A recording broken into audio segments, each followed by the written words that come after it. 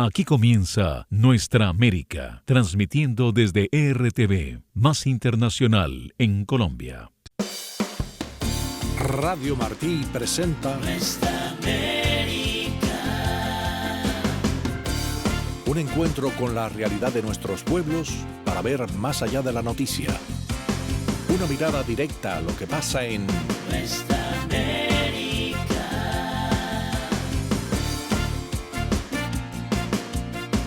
Saludos amigos, a esta hora abrimos la agenda de Nuestra América para revisar temas de interés más allá de la noticia. La 17ª Conferencia de Ministros de Defensa de las Américas baja el telón. Les contaremos qué dejó el encuentro realizado en Cusco. El llamado Canal de la Muerte es considerado como una muestra más del crimen que se vive en Ecuador. Analizaremos la problemática. Bienvenidos.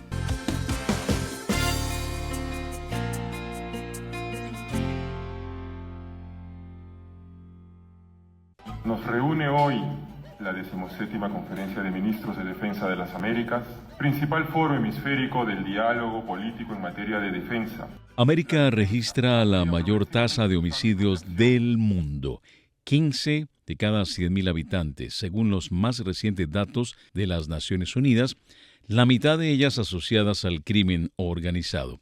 Y precisamente aquí en Nuestra América vamos a hablar de un tema bastante delicado, porque más de una treintena de países acordaron en días recientes en Cusco, Perú, en la Conferencia de Ministros de Defensa de las Américas, precisamente fortalecer la cooperación contra el crimen organizado transnacional. Y para ello, contactamos en territorio peruano a Enrique Vidal Vidal, es periodista, director general del canal Sintonía TV. Señor Vidal, gracias por atendernos. No, las gracias a ustedes por llamarnos. Señor Vidal, desde el Perú, ¿cuál es la lectura principal que deja este foro sobre seguridad? ¿Qué significó para el país ser anfitrión en este momento? Ustedes saben que las reuniones cumbres, los summits, se centran mucho en la parte declarativa, ¿no? Hay una conjunción de voluntades de alrededor de 30 ministros de defensa de nuestros países para unir esfuerzos y no solamente combatir el crimen organizado, la ciberdelincuencia, pero también actuar solidariamente en casos de desastres naturales como lo que ha ocurrido en la hermana República de Venezuela. Las responsabilidades de los ministros de defensa caen también sobre lo que se puede llamar en cada país el Instituto de Defensa Nacional o el Instituto de Defensa Civil, como quieran llamarlo, pero hemos visto recientemente lo que ha ocurrido en Venezuela y la capacidad de reacción de nuestros países ha sido lenta ante la magnitud del desastre.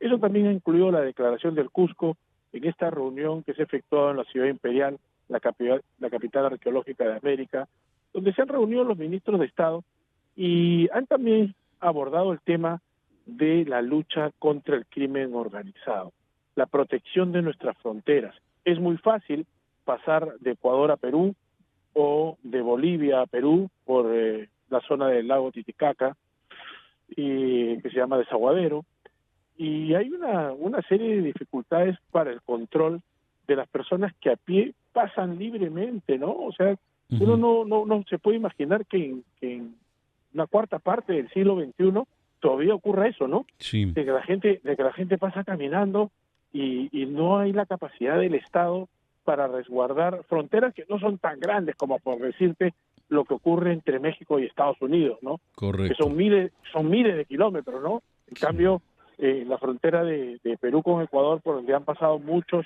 venezolanos, que actualmente hay cerca de 1.500 o 1.800 venezolanos presos en cárceles peruanas, lo cual pues incluye pues el mantenimiento de presos, ¿no? Tienes que incluir los presupuestos, el hacinamiento, los familiares.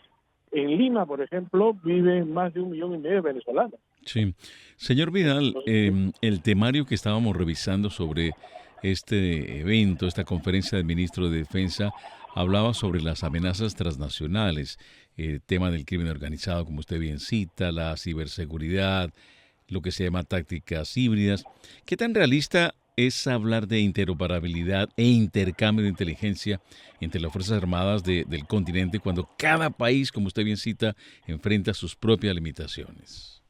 Bueno, en el caso, por ejemplo, de combatir al Tren de Aragua, ¿no? Yo creo que hay una información clasificada que ya están compartiendo tanto Fuerzas Armadas como Policía Nacional de nuestros países y que es necesario, ¿no? Porque hay operaciones de inteligencia y capturas de delincuentes que finalmente tienen otra identidad. Cuesta creerlo, pues, que a esta altura de la vida y como se ha desarrollado el mundo, tengamos ese tipo de dificultades, ¿no? Cuando debería haber, pues, una uniformidad de datos sobre todo estos, porque los malos son los menos. Ujú. Entonces, deberíamos tener dentro de todos los países de la región un sistema que permita identificar rápidamente a estos malos elementos y que la policía pueda actuar y la fiscalía también, porque ocurre muchas veces que lo dejan libres. Entonces, por ejemplo, en el Perú hay una crítica muy fuerte contra las autoridades del sistema judicial que no están a la altura de las circunstancias que demanda la seguridad nacional. Y por eso es que tienen una bajísima aprobación, 83, 85% rechaza el Sí. sistema de justicia porque es inoperante ante un crimen organizado que en el Perú no solamente mueve dinero al narcotráfico, sino de la minería ilegal. Y ustedes saben que los commodities, los precios del oro y del cobre, que el Perú es de los primeros exportadores del mundo, han subido a la estratosfera. Entonces, hoy hay más dinero sucio de la minería ilegal que del narcotráfico. Nos interesa también formar parte del Escudo de las Américas. Creemos que hay también ahí muchas oportunidades de cara a recuperar la paz y luchar contra el crimen organizado. Ha dicho, señor Vidal, la Los Estados presidenta electa Unidos es un Keiko país Fujimori dentro de aliado. sus objetivos y sus tareas trazadas el tema de la seguridad, que buscaría encontrarse con el presidente Trump en el marco de la Asamblea General de la ONU y que dentro de sus llamados estaría el ingresar al escudo de las Américas. ¿Esto favorecería este propósito para hacer una Perú más segura? Sí, es necesario, urgentísimo. Nosotros tenemos ahora, gracias a Dios, un embajador de los Estados Unidos de América, el señor Bernie Navarro, que es muy activo, quiere mucho al país y nosotros estamos sumamente contentos con su gestión diplomática y él tiene muy buena relación con el secretario de Estado, el señor Marco Rubio, y por ende va a haber una comunicación mucho más fluida con el gobierno del presidente Trump. Y yo creo que ahí hay un factor muy importante, necesario y urgente, ¿no? Que es el apoyo de los Estados Unidos de América en la lucha contra la delincuencia en el Perú, porque geopolíticamente nuestro país está en el medio de América del Sur. La delincuencia internacional se mueve, toma como cabecera de playa Perú para moverse hacia Brasil, Argentina, a Bolivia, a Chile y por el norte a Colombia, Ecuador y a Venezuela, ¿no? Sí, señor. Entonces ahí necesitamos tomar medidas urgentes. Yo creo que la presidenta electa Keiko Sofía Fujimori Gucci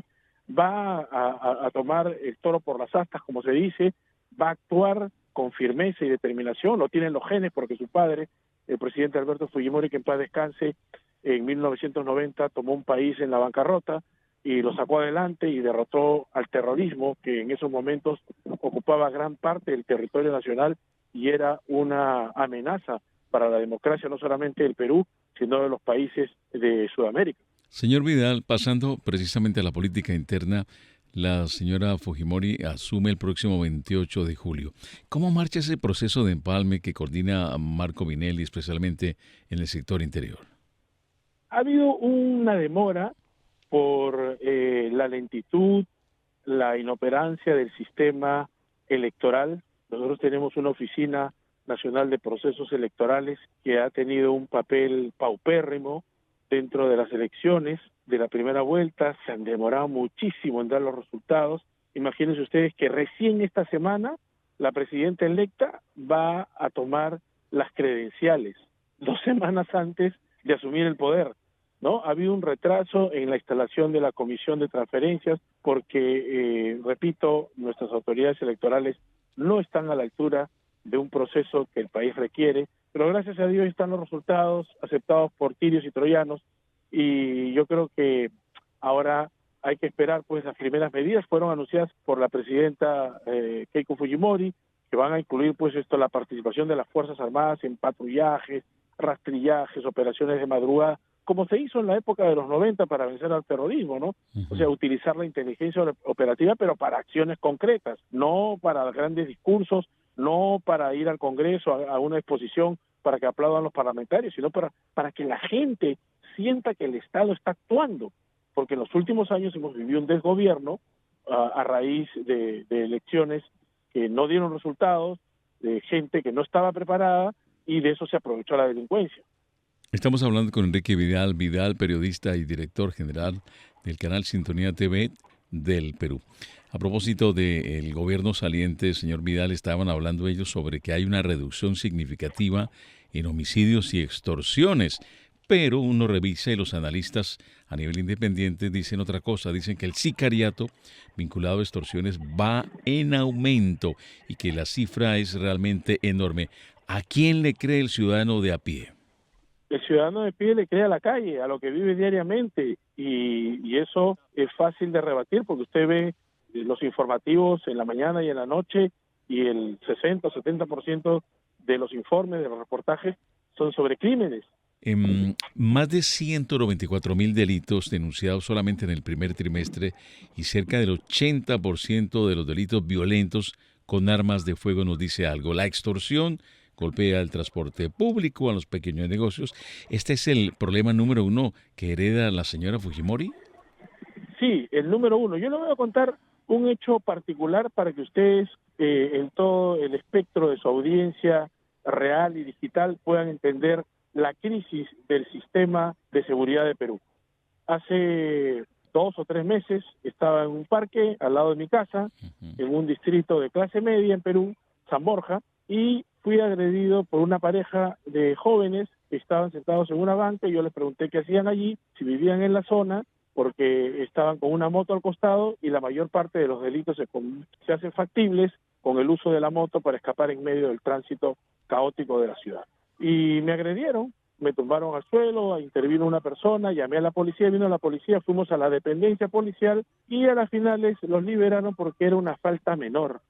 Y yo le dije al policía, señor, ¿usted ha verificado si la placa de esta motocicleta tiene algún problema? No, eso lo hace tránsito y hoy día no viene. Ok, le dije, ellos me han agredido en flagrancia, 2 contra 1. Sí, me dijo, pero usted tiene que ir al médico legista para que el médico legista compruebe de que sus heridas son graves y que no va a poder ir a trabajar.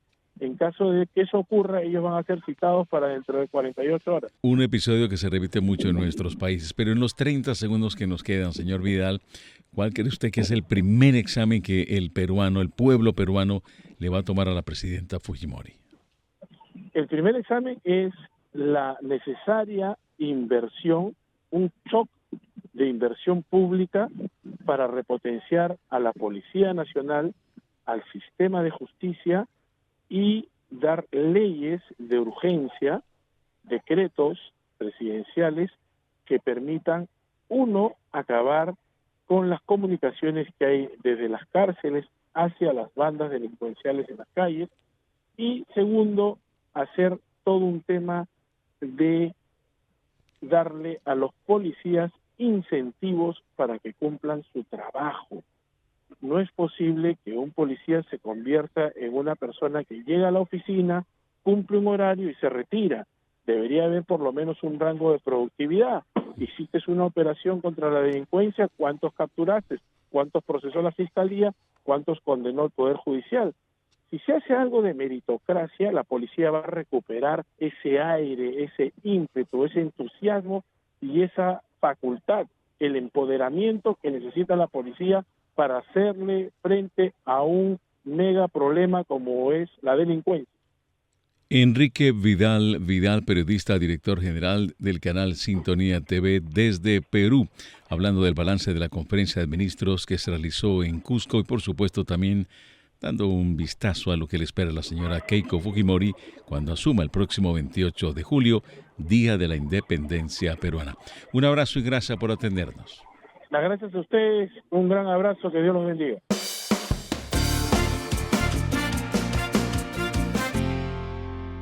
Café Digital.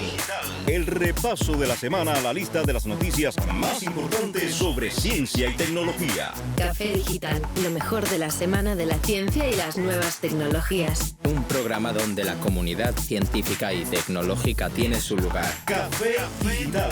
De lunes a viernes a las 10:30 de la mañana, a la 1 de la tarde y a las 11 de la noche. Por esta Radio Martí y por martinoticias.com. Cada mañana, de lunes a viernes y de 8 a 10, escuchas Martí Noticias AM, la revista informativa matutina de Radio Martí, con los últimos acontecimientos ocurridos en Cuba y el mundo. A esta hora usted escucha Nuestra América a través de GDS Radio en Mar del Plata, Argentina, Radio El Salitre en Sierra Gorda, Chile, Radio Cadena 5 en Cali, Colombia, y Radio Máxima FM en Paraguay. Una producción de Martí Noticias. Cuando el celular se te traba para leer noticias, Martí App entra en acción.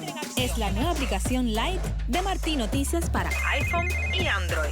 Rápida, simple y súper ligera. Pensada para el día a día en Cuba. Martí App, donde todas las fuentes se actualizan automáticamente cuando hay conexión a Internet. Y el contenido se almacena en caché para seguir leyendo más tarde.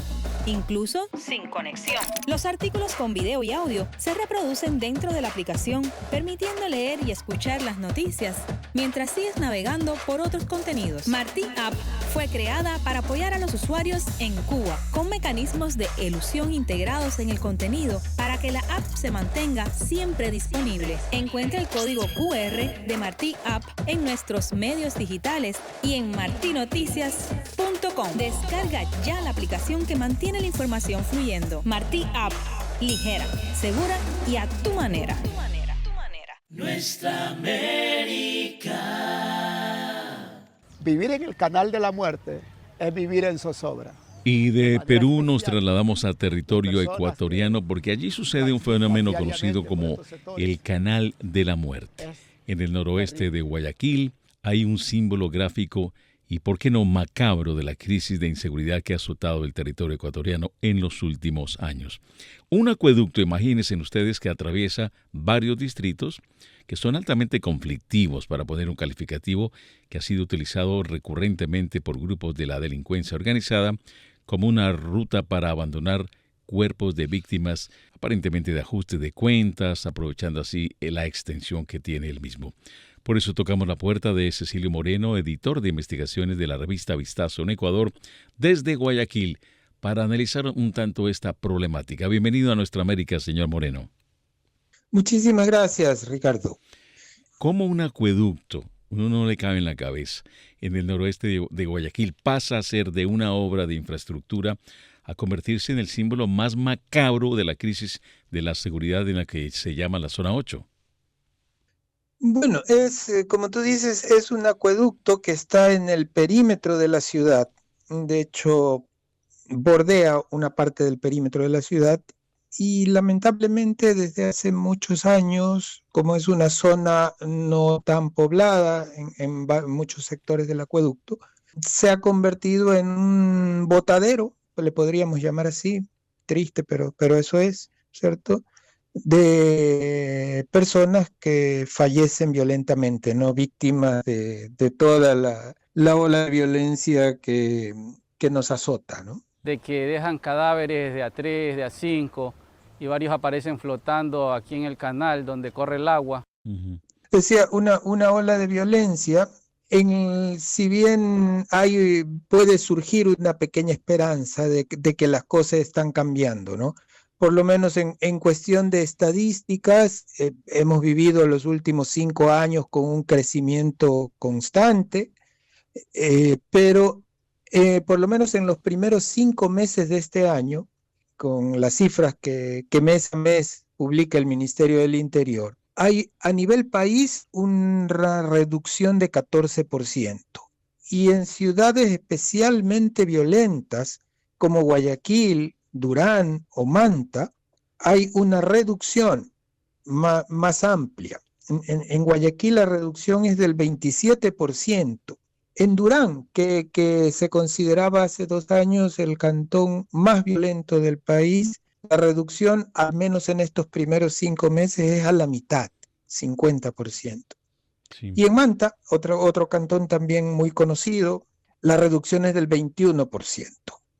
¿Estamos viendo entonces con esta reducción un alivio real o sería una meseta estadística dentro de la crisis? Porque uno se pregunta por qué la reducción del homicidio que se celebra por parte del gobierno no se traduce de igual forma en una mejor percepción de seguridad en las calles ecuatorianas.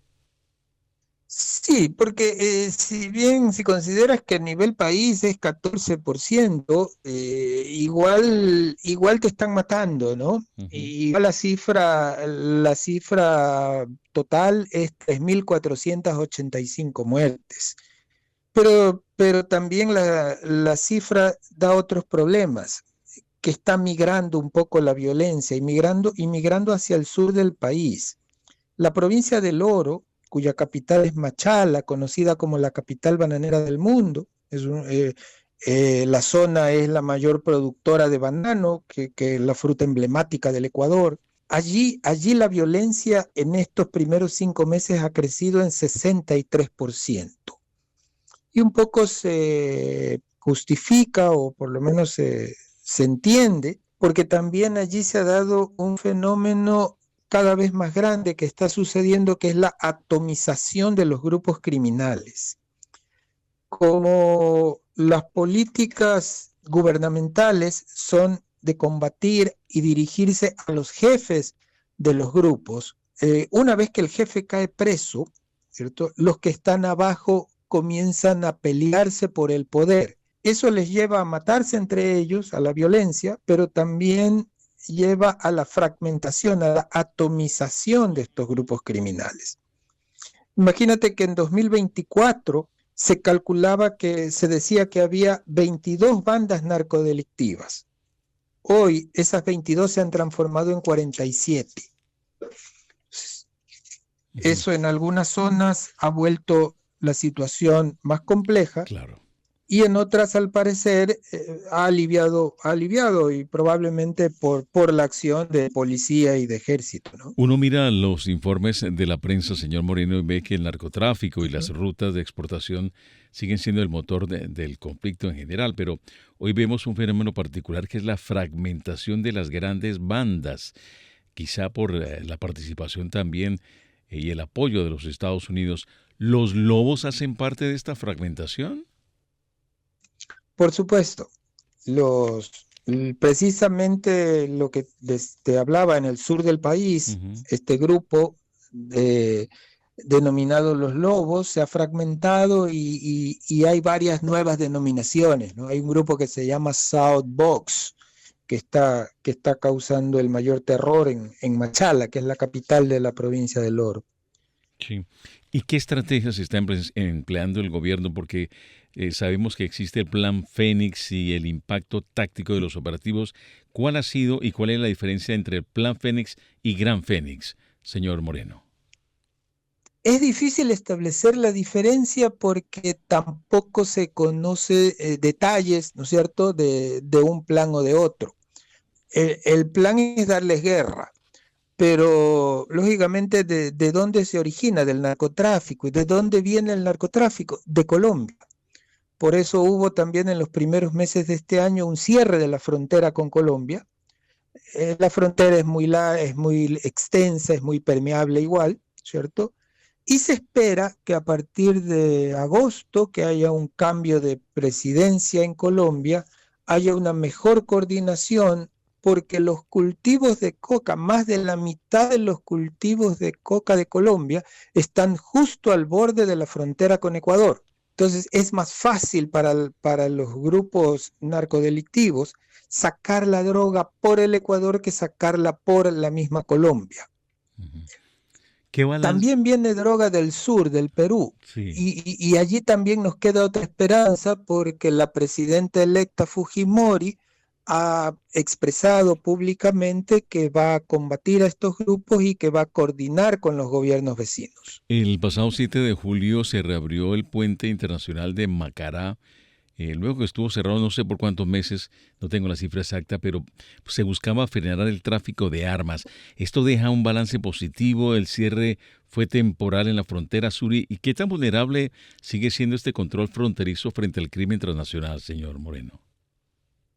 Los pasos fronterizos formales son los que se cierran, pero en unas fronteras que tiene miles de kilómetros es difícil, ¿no es cierto?, poner una cerca, poner un muro alrededor de la frontera. Entonces, estadísticas específicas de cuánto ha influido el cierre del puente de Macará no existen, ¿no? Los pasos con el Perú formales, digamos, son 3. Macará es solo uno de ellos. El paso principal es Huaquillas y hay otro paso también en Zarumilla. Sí. También, señor Moreno, tenemos entendido que ya se ha oficializado el Plan Nacional de Seguridad Ciudadana que va del 2026 al 2029, que se le ha puesto el título de Ecuador Defiende. ¿Qué novedades a nivel estructural aportaría este plan a mediano plazo para frente a la dependencia absoluta de la militarización que se ha visto hasta ahora? Ecuatorianos, hoy he firmado un decreto que fortalece la lucha contra el narcoterrorismo en el Ecuador. A partir de esta decisión, militares de países aliados podrán desplegarse en las provincias más golpeadas por la violencia para trabajar junto a nuestro bloque de seguridad. Esta medida es resultado de meses de trabajo, especialmente durante nuestra última reunión en el Pentágono. Desde hoy, los narcoterroristas enfrentarán a un Ecuador más fuerte, más preparado y que ya no pelea solo. Bueno, un deseo de la población es también tener la tranquilidad de circular por el país, ¿no? Uh-huh. Y si estos planes algo pueden aportar, o sea, en general, la presencia de militares en las calles tiene detractores y tiene también gente que apoya la decisión, ¿no? Tampoco es que tú vienes a Guayaquil y ves todo el tiempo militares, ¿no? Sí. Están en zonas específicas. Tampoco la extensión en kilómetros cuadrados del Ecuador tampoco da para tener presencia militar en cada kilómetro cuadrado, ¿no? Sí. Tenemos nuestras Fuerzas Armadas proporcionalmente no son históricamente tan numerosas, ¿no? Estamos hablando de en militares unos 60.000 efectivos aproximadamente. Sí. Hace años a mi hija me la dejaron tirada aquí en este canal. Gracias al Señor Todopoderoso, le doy gracias a Dios que mi hija salió con vida. Pero a mi hija aquí me la dejaron tirada. Señor Moreno, nos queda un minutito, pero nos gustaría conocer su opinión, teniendo obviamente como referencia este tema del canal de la muerte, que ojalá pudiéramos decir algún día el canal de la vida, donde reverdezca la zona y donde este paso, este viaducto como tal, tenga otro panorama. Pero mirando en el segundo semestre de este año, estamos ante el inicio del control definitivo del territorio por parte del Estado ecuatoriano, o seguimos atrapados en un conflicto criminal de largo aliento. Este segundo trimestre va a ser decisivo, este segundo semestre va a ser decisivo, precisamente por lo que te contaba hace un rato. Los cambios de gobierno en Perú y Colombia deberían, por lo menos esa es la aspiración, deberían ayudar en la merma de la producción de droga, que es el origen finalmente del problema, ¿no? Cuando desde que entra más droga al Ecuador, la violencia aumenta. Y entonces la esperanza está precisamente y digamos esta disminución que ha habido en la primera mitad del año se espera que sea mucho más evidente que lo que tú decías, que la población sienta en carne propia que puede transitar por lugares y por ciudades un poco más seguras. Pues que así sea, es nuestro deseo, como el de muchos países, especialmente en nuestra América. Es Cecilio Moreno, editor de investigaciones de la revista Vistazo en territorio ecuatoriano, nos ha atendido desde Guayaquil. Un abrazo, señor Moreno, y hasta la próxima. Muchísimas gracias, Ricardo. Hasta la próxima.